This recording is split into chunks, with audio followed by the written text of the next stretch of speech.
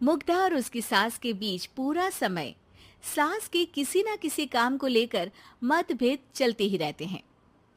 बहू, ओ बहू, जरा चाय बना दे। मुग्धा चाय लेकर आती है।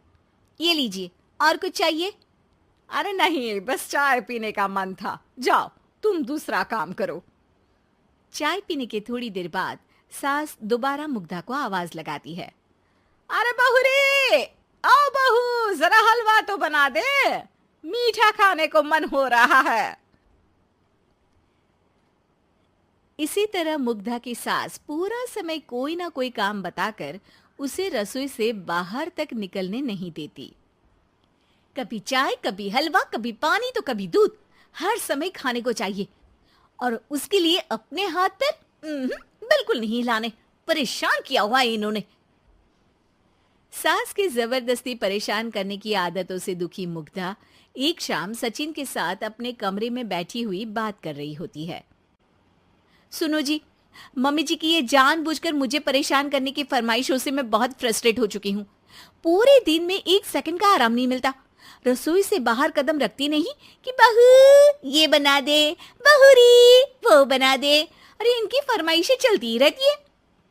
अरे मुग्धा, माँ खाने की शौकीन है, पर उम्र हो चली है, खुद खाना नहीं बना सकती, इसलिए तुमसे बोलती है।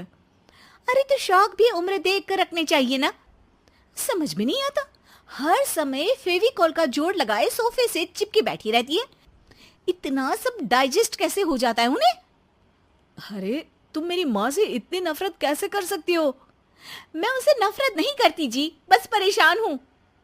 जहां मुग्धा अपने पति से ये सब बोल रही होती है, वहीं उसकी सास भी कमरे के बाहर दरवाजे से कान लगाए सारी बातें सुन रही होती है और अगली दोपहर रसोई में मुग्धा के पास जाती है। बहू, आज ना मेरा कुछ मसालेदार खाने का मन है। तो चाय बना दो, मुझे बहुत पसंद है।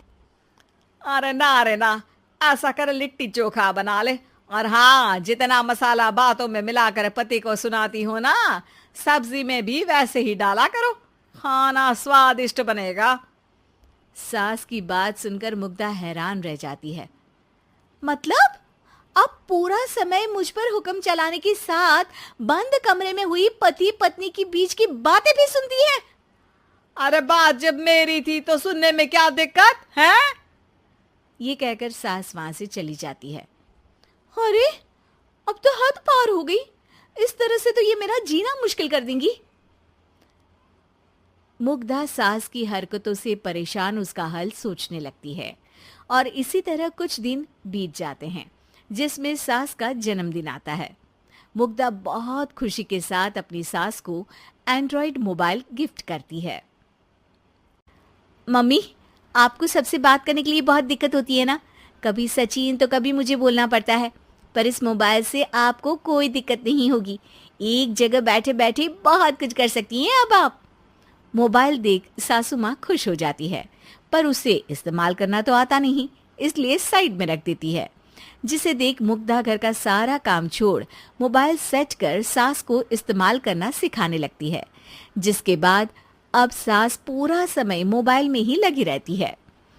हाय, जब से मम्मी को मोबाइल मिला है मेरी लाइफ में कितनी शांति आई है। अच्छा है, इसी तरह बिजी रहे तो मैं भी सुकून की जिंदगी जी पाऊंगी। अब मुग्धा जब मन करे काम करना, जैसा चाहे वैसा खाना बनाकर खाना, पूरा समय रिलैक्स और खुश रहने लगती है। क्या बात है, आजकल तुम बहुत चहक रही हो। अरे मम्मी जी से छुटकारा जो मिला है, अब ना फरमाइशें ना छुप छुप कर बातें सुनना। अच्छा, तो मोबाइल गिफ्ट करने की ये स्कीम थी। इसी तरह दिन बीतते हैं और अब मोबाइल पर लगी सास फरमाइशों की जगह सवालों के लिए बहू को आवाजें लगाना शुरू कर देती है। अरे बहू सुन तो, देख जरा किसी का फोन क्यों नहीं मिल रहा? रिचार्ज खत्म हो गया है, पर अभी 4 दिन पहले ही तो मैंने किया था। इतनी जल्दी कैसे खत्म हो गया? अरे मैंने कल तेरी कनाडा वाली मौसी सास से 3 घंटे बात की थी ना। क्या? इतना महंगा तो मोबाइल भी नहीं आया जितना महंगा इसका रिचार्ज पड़ रहा है। इसके बाद तो जैसे मुग्धा के दिन के 24 घंटे में से 20 घंटे सास के पास उनके मोबाइल रिलेटेड प्रॉब्लम सॉल्व करने की ड्यूटी ही बन जाती है। अरे मुग्धा, ये मोबाइल में अचानक तेरी मौसी सास की शक्ल क्यों दिखने लगी? और ये तो हिल भी रही है। मम्मी, ये गूगल डुओ का वीडियो कॉल है। इसमें आप बात करने के साथ एक दूसरे की शक्ल भी देख सकती हो। अच्छा, ये तूने मुझे पहले क्यों नहीं बताया?